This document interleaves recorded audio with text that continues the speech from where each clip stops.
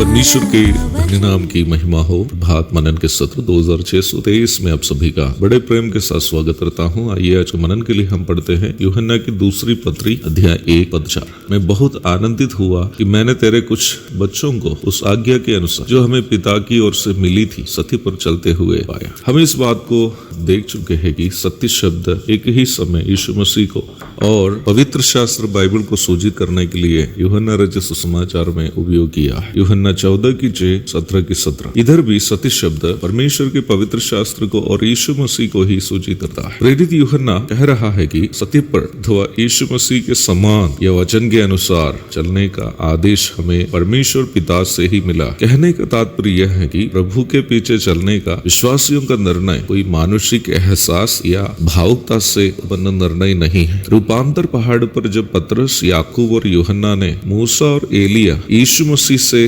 बात करते हुए देखे, पतरस के अंदर एक इच्छा आई। उन्होंने प्रभु से कहा, हे प्रभु, हमारा यहाँ रहना अच्छा है। यदि तेरी इच्छा हो तो मैं यहाँ 3 मंडप बनाऊं, एक तेरे लिए, एक मूसा के लिए और एक एलिया के लिए। मत्ती 17 की 4। यहूदियों के नजर में सबसे बड़े 2 नबी थे, मूसा और एलिया। जब प्रेरितों ने देखा कि यीशु मसीह जगत में आने से कई सदी के पूर्व जीवित मूसा और एलिया यीशु मसीह के साथ बात कर रहे हैं, प्रेरितों ने यीशु मसीह को मूसा और एलिया के तुल्य एक अन्य नबी के रूप में ही समझे थे। उस समय परमेश्वर पिता ने उनकी गलत धारणा को सुधारा। लूका 17 की 5 में हम इस प्रकार पढ़ते हैं, ये मेरा प्रिय पुत्र है जिससे मैं प्रसन्न हूँ, इसकी सुन। निम्न सच्चाई को इब्रानी के लेखक भी उसके 11 एवं 12 अध्यायों में स्पष्ट करते हुए आप देख सकते। 11वां अध्याय में विश्वास के बहादुरों की लंबी एक सूची हम देखते, परंतु उनमें से किसी भी महापुरुष का, वो चाहे अब्राहम, मूसा, शमूएल, दाऊद आदि कोई भी क्यों ना हो, अनुकरण करने या उनके पीछे चलने के लिए वह आदेश नहीं दिया। और जब हम 12वां अध्याय के प्रथम भाग में ही आते हैं, वहां हम इस प्रकार एक आदेश देखते हैं, और विश्वास के कर्ता और सिद्ध करने वाले यीशु की ओर ताकते रहे। वचन स्पष्ट रूप में आज्ञा देता है कि अनुकरण करने हेतु हमारा एकमात्र नमूना परमेश्वर का पुत्र प्रभु यीशु मसीह है। यीशु मसीह का जीवन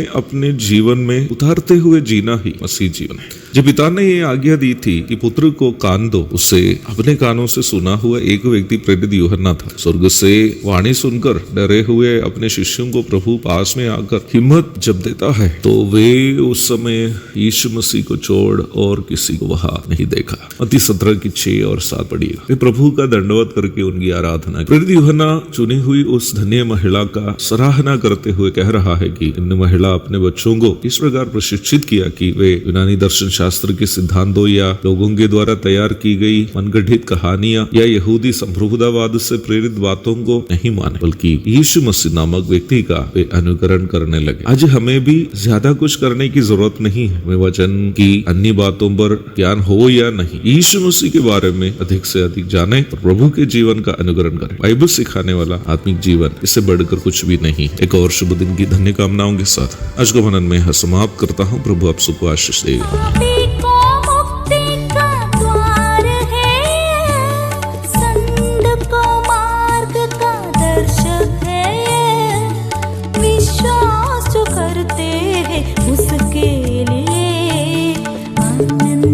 जीवन का साधन है ये है वचन, प्यारा वचन, यीशु मसीह का प्यारा वचन।